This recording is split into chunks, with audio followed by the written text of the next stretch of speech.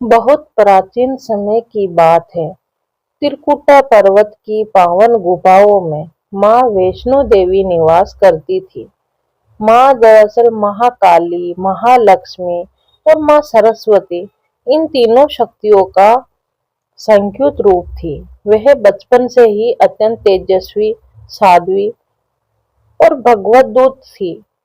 माँ ने संसार की भलाई के लिए कन्या रूप धारण किया और तपस्या में लीन हो गई। उन्हीं दिनों एक महान सिद्ध योगी हुए भैरवनाथ। वह तंत्र विद्या में निपुण था, लेकिन उसके मन में अहंकार था, वासना का भाव था।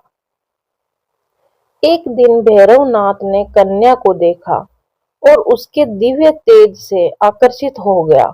उसने कन्या से विवाह करने की इच्छा प्रकट की।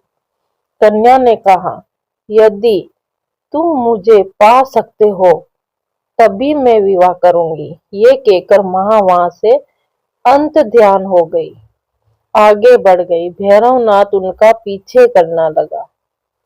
माँ की लीला और पवित्र स्थान। भागते भागते माँ कई स्थानों पर रुकी जो आज भी पवित्र तीर्थ है। बाण गंगा, यहाँ माँ ने अपने धनुष से बाण चलाकर जल प्रकट किया और स्नान किया। चरण पादुका, यहाँ माँ के चरण के चिन्ह आज भी विद्यमान है। अर्धकुंवारी गुफा, यहाँ माँ ने 9 महीने तक तपस्या की। यही माँ ने अपनी पहचान प्रकट की कि वे साधारण कन्या नहीं बल्कि एक आदि शक्ति है। इसके बाद माँ त्रिकुटा पर्वत की मुख्य गुफा में पहुंची। भैरवनाथ का अंत कैसे हुआ?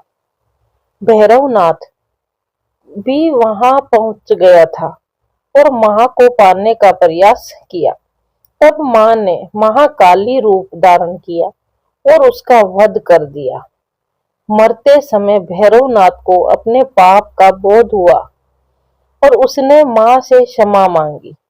माँ ने करुणा दिखाते हुए कहा, जो भी भक्त मेरे दर्शन करेगा वह तुम्हारे दर्शन किए बिना अधूरा माना जाएगा। इसलिए आज भी भैरवनाथ मंदिर के दर्शन के बिना यात्रा पूर्ण मानी नहीं जाती। माँ की महिमा। माँ वैष्णो देवी आज भी त्रिकुटा पर्वत की गुफा में पिंडी रूप में विराजमान है।